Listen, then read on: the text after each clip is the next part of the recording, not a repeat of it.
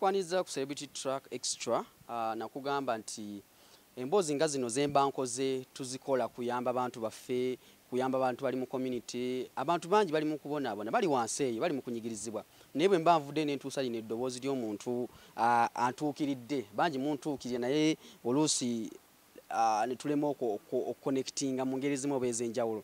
Olunaku lwaleero nzija okubajjukiza mabegako awo nakola emboozi ya mwana muwala Lydia, yamenyeka amagulu, yava ku kizimbe waggulu ku fule ey'okusatu n'amenyeka amagulu. Ebbanga lino lyonna abaddemu n'ebyuma amagulu, obulumi bye bwe yayitamu bungi. Ne tujja wano tumunoonyeza obuyambi nti yenna n'abavuddeyo ng'alina obuyambi bwonna tujja kuba tukwebaza. Naye before I go any far, njagala soka kwebaza ku mukyala gwe bayita, nze muyita Queen Esther, yangamba muyitenga Queen Esther ali California mu America. Yawulira eddoboozi lyonna n'omulanga gwaffe ne famire yonna ne begatta wamu ne bagamba nti lino eddoboozi lirina okuddukira n'eddoboozi ya mwana Lydia, kuba omwana w'obuwala alina okudda, kuba ekyasinga omukwatako nti omwana ono ayagala okukola, bw'aba awonya ayagala okulabirira mami we, ayagala okulabirira baganda be. So Esther n'avaayo n'agamba nti ye ne famire ye bagenda kwekwatakwata kuba etali mu Uganda, alina baganda be bali wano era ne famire nayo nebako kyegattako ku ttofaali lino. Bwenjogerera nkwera amawulire gano ag'essanyu nti obuyambi bwa Lydia butuuse, twali twetaaga miliyoni 3 okubanga ajjanjabibwa okugibwamu ebyuma mu magulu. So olunaku lero njogerera nti obuyambi butuuse era twagala kubanga negatta ku mwami ono nsooke mubuuze ebibuuzo nga 2-3 obikwatagana ku kusole y'omwana gy'alaba taata gye baleko. Amanya gaffe? Amanya nze Katumba Ronald. Katumba Ronald, manyize nakuyise Uncle Ronnie. Naye ng'obulamu buli butya? Obulamu si bubi sebo. Omwawulaba emboozi ya mwana muwala Lydia yamenyeka amagulu, mwe nga famire kyabakwatako kitya? Kyatukwatako kubanga okusookera ddala omwana omuwala wa mugaso nnyo eri ggwanga, ate bw'otunuulira emyaka gye nga gikyatambula. Ne kitukwatako kulaba nti yafuna accident eyo ye yali teyeetegekedde, ate n'alaga nti maama yali talina busobozi wabula ate nga ye essuubi lya maama. So kyatukwatako kulaba nti tumuyamba atuukiriza ebigendererwa bye, era ne tutuula Esther yakikulembera n'atukubira amasimu n'agamba tuyambe omwana oyo, n'akikulembera ne tukyeyama maaso ga Katonda kuba tuli basajja bakkiriza n'abakazi abakkiriza, era Bayibuli egamba nti okuyamba okusasira okunene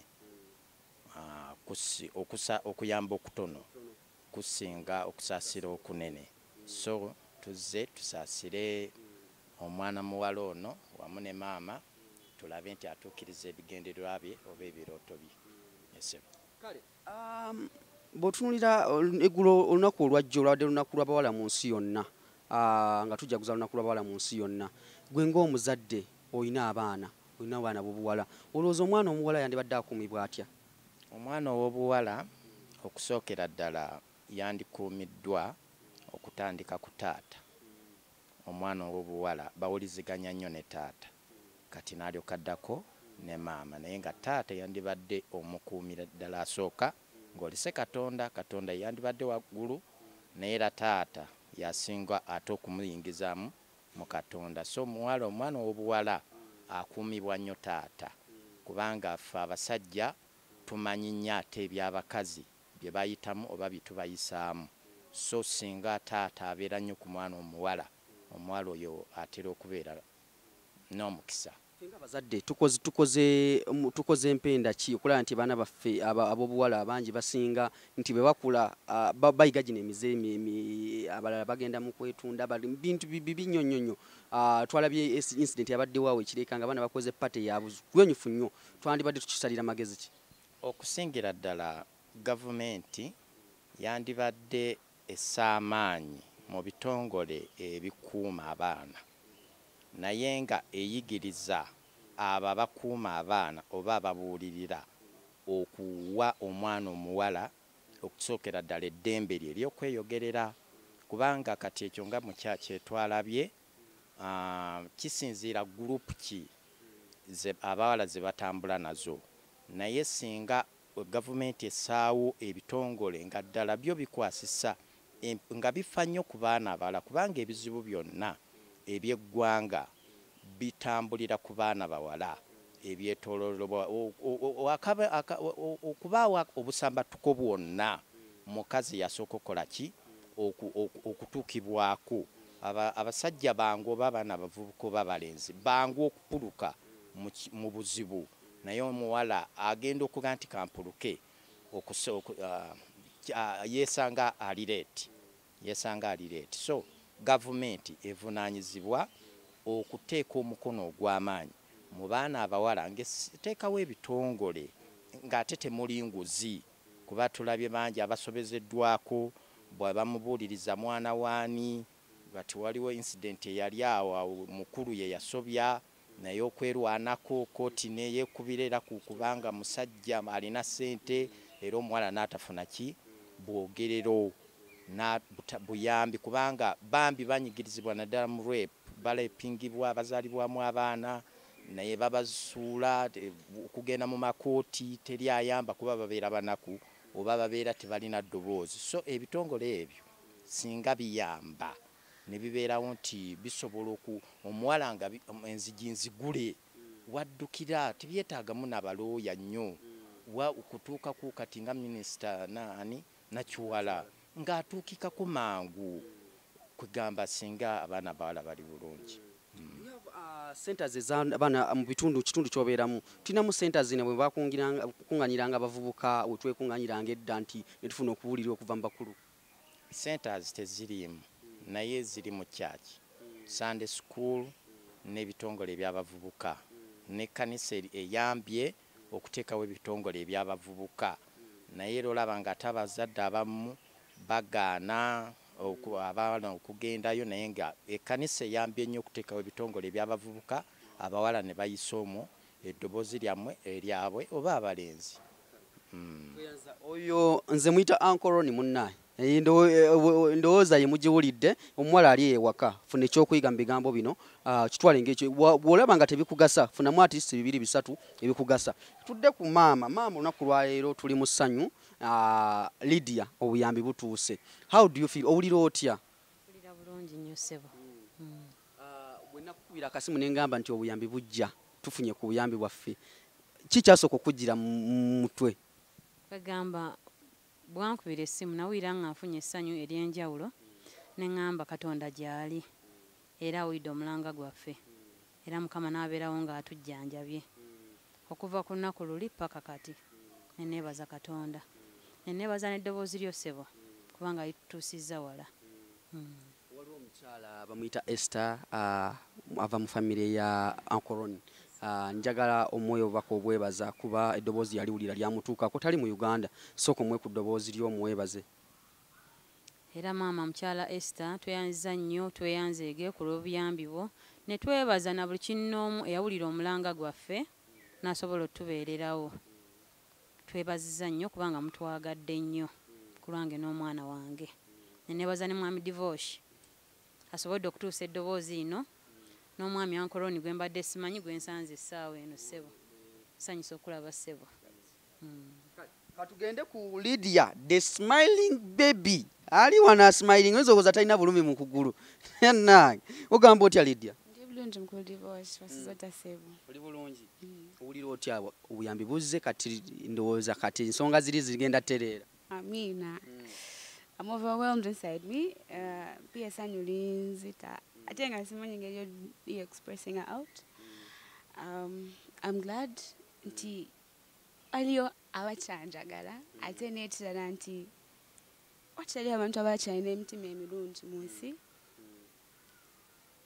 Njagala okwebaza Uncle Ronnie era n'omukyala sijja muyita mukyanze kati nja muyita Aunt Esther because it's like another family a part of me. Era nga mbeebaza okuba nti mukoze ekyo ekibeere kitasobola okuba nga omuntu omala akikola okuba nga muziza obulamu bwange ngenda kuba nga mbeera bulungi ebyuma nga babijjamu. Nina essuubi nti ngenda kuddamu tambule bulungi era naawe nziremu nkole. Saying thank you, I feel it's not enough, but